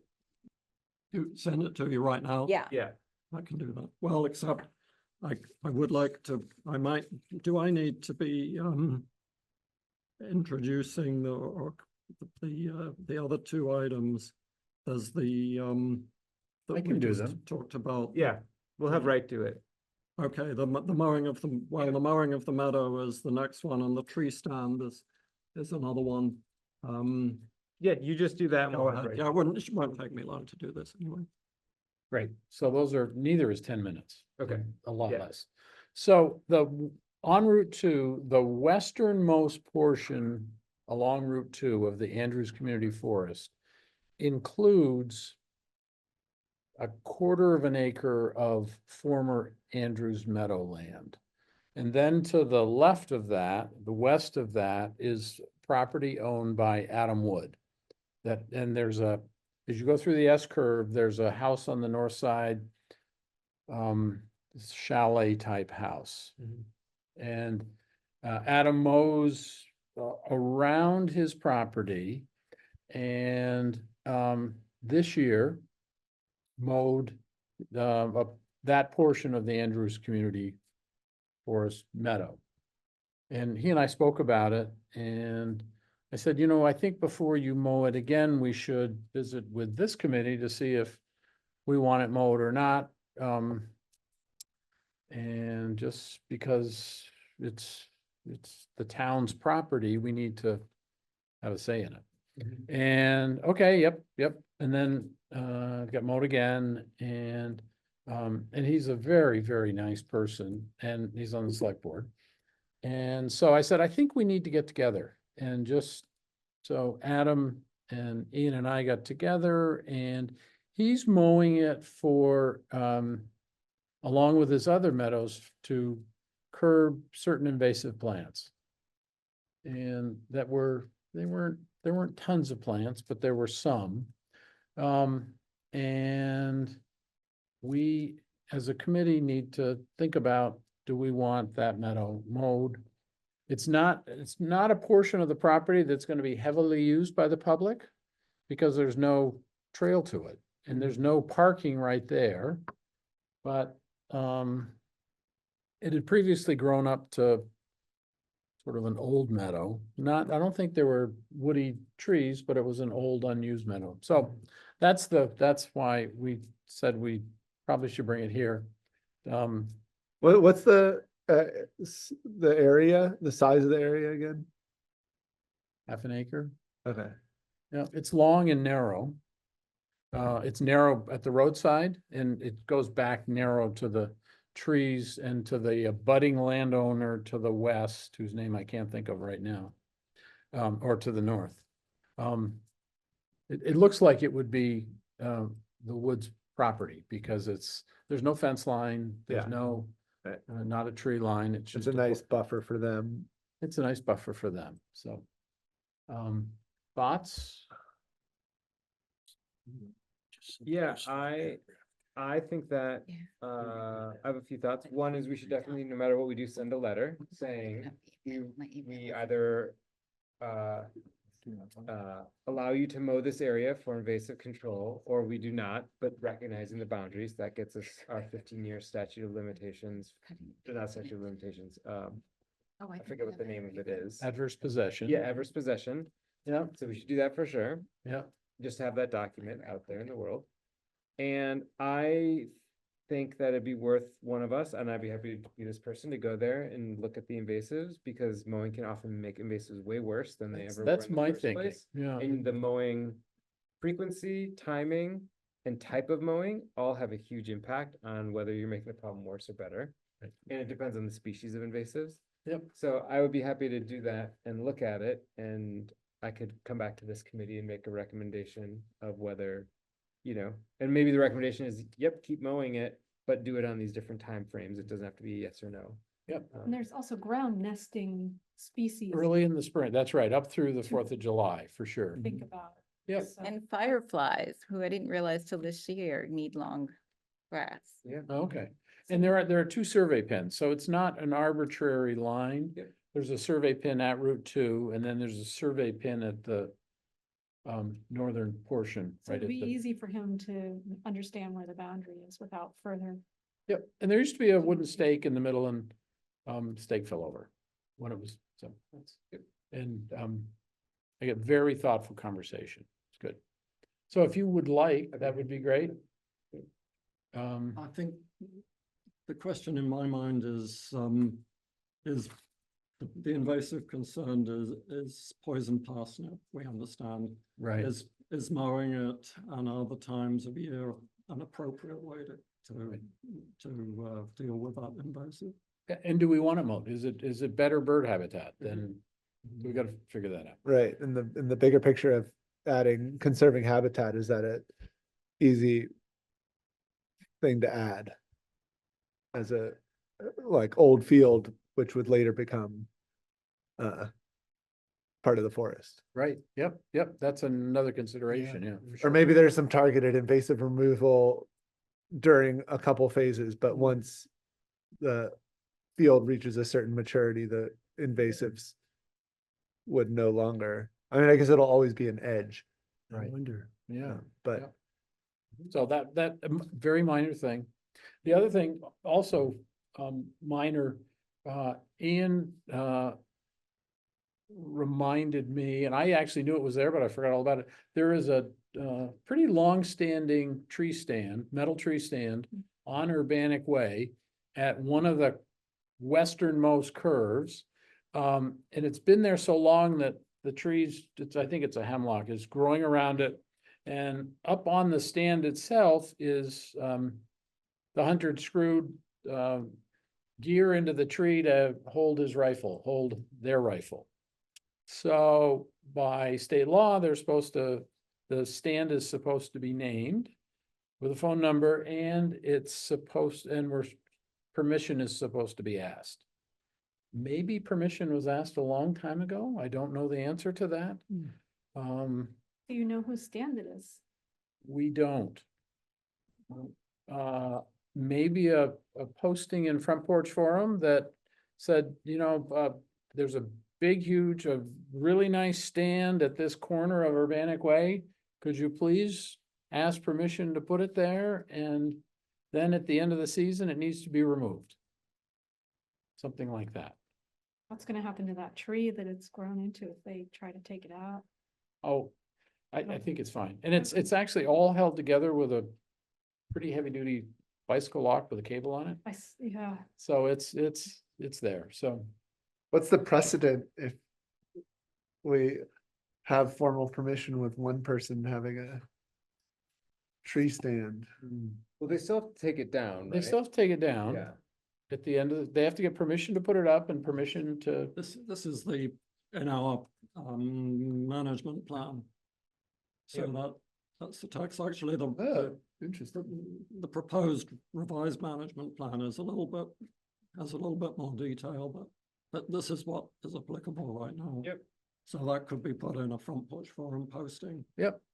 And we could make a photocopy of that, and I'm happy to do it and laminate it and stick it to the post, Stand, yeah. to the stand and say, please remove it, because it's a pretty good size stand. It's probably in the wrong place, because you're aiming at the public walking by. So it's not an ideal place for a stand. abandoned.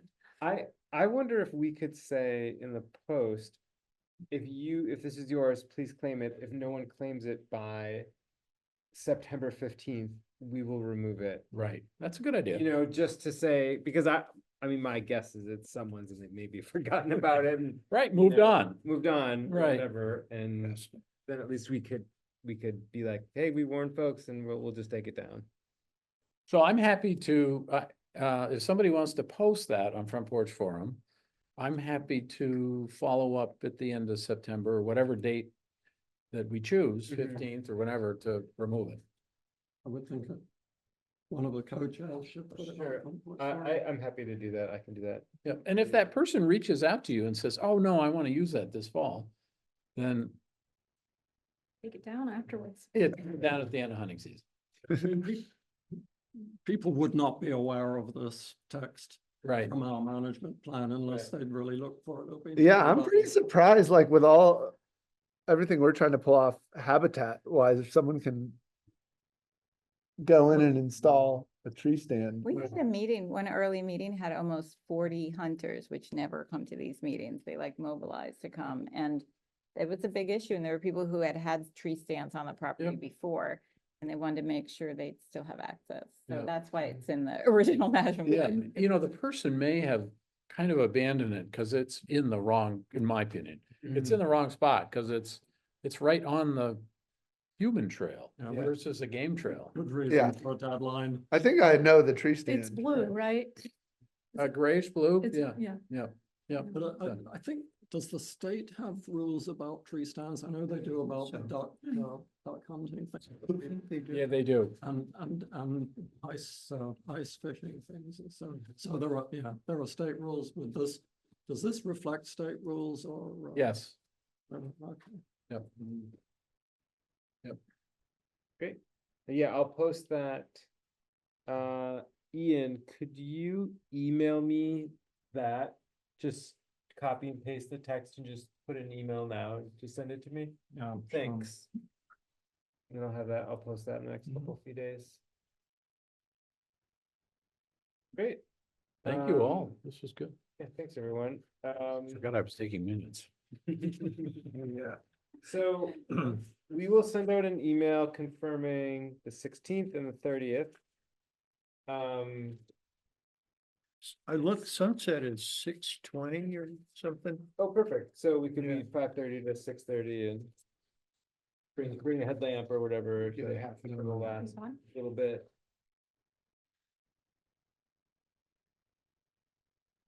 So my computer's been failing me. It's not allowing me to do track changes.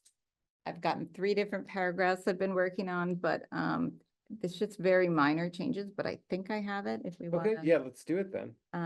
Just let me put in one more thing.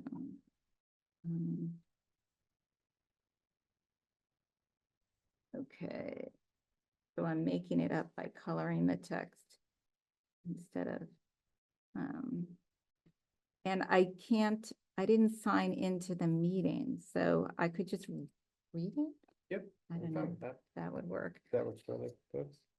Okay, so I just edited like the renewal replacement and Giant in, ugly. which had the old wording about us being able to pick our own people. So now it would read retirements from the AFC committee should be, because this is in the section under renewal or replacement. Retirements from the AFC committee shall be replaced within 2 months by nomination of a new member.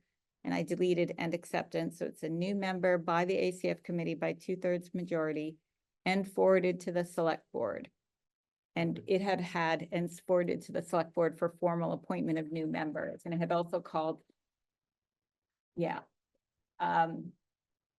But they just get to do that anyway. And then further below regarding the Conservation Commission and Trails Committee, if one of the vacancies is a seat recommended or occupied by a member of the RCC or RTC, the AFC committee will, instead of seek advice, I put seek a nomination from the appropriate body. Yes, that, The person nominated shall be put before the select board for formal appointment, not put before the select board, that we should just say the nominations would again be forwarded. We don't even have to say that because we said that above, the nominations would be forwarded to the select board. So why don't we just get rid of that? It's putting people before the board is weird. yeah, And then it says the ACF committee will also send all information for all other applicants for the open seat to the select board. Yep. So I can copy this, save this and send it to Ian. Okay. If those edits sound good for people. that sounds great. And And then we, And we could vote on next time if people Got a really want to motion. see them. at our next, in a month's time at our next meeting. well, we could do this. We could also we could present a motion to pass the changes to the bylaws per Cecilia's recommendations. And so as amended, and so if Josh says, yep, that's fine. And then we've already made the motion, we're good to go. And if he says, no, we gotta change it, then it can come back to the committee. So send it to Josh right away. Yeah, like we vote on it tonight. and Yeah. If he says no go, then we consider it again. Yeah. Say we like these small changes and please proceed if you like them. And if he's like, okay, then we've already made the motion, we're good. So can someone make that motion? I'll make the initial motion, right? Okay. Because it's, I move that we accept the edited bylaws, including the minor amendments that I suggest. Yep. And you can send that in. Yeah, and then, you could, somebody needs to second it. Yeah, I'm just making sure Wright has that. I have that. Okay, yeah. great. Okay, Can I get a second? A second. Okay, all in favor? I, aye. Any opposed? Great. Just one thing I noticed that there's a chat. So Oh. maybe I can bring it up. And it's from Dan Wolfson. about and mowing. it's a link. Yep. And I was thinking we should ask Dan to tell us what it's about. Oh, I know what that is. It's grassland habitat that Audubon does. And you can basically like look at different habitats for mowing schedules and things like that for Okay. bird habitat. So, Yeah, because I- Dan's not online anymore, but I'm very familiar with that project, the bubbling project, and would be happy to bring that information to the conversation Great. with This is regarding the the stroke. landowner. Yep, Yep. yep, that's. I've worked on the bobbling project, which is I can Good. see it in the URL, so. What was the invasive the guy talked about? Poison parsnip, but I don't know, Oh, poison. well, I don't know parsnip that, Or hogweed or one of those yeah, photo. yeah, anything. photoreactive, yeah. What, was it poison parsnip, right? Do you know? I can't remember. Okay. It could be quite, when sunlight hits it, what's That's the, it. Yeah, poison parsnip, photoreactive? yeah. Yeah, Say one of the photoreactive can burn your skin. poisonous plants. That would be good. I've gotten burned by that. There's a Before. bunch of them around. yeah. Nasty stuff. motion to adjourn? Ooh, anyone second that? Oh, was So that me? moved. Okay. Yeah, all in favor, yeah. 1, 2, Chase, We're all in favor. 7 yay, 0 no, Thanks, everyone. 0 Ditto. abstentions.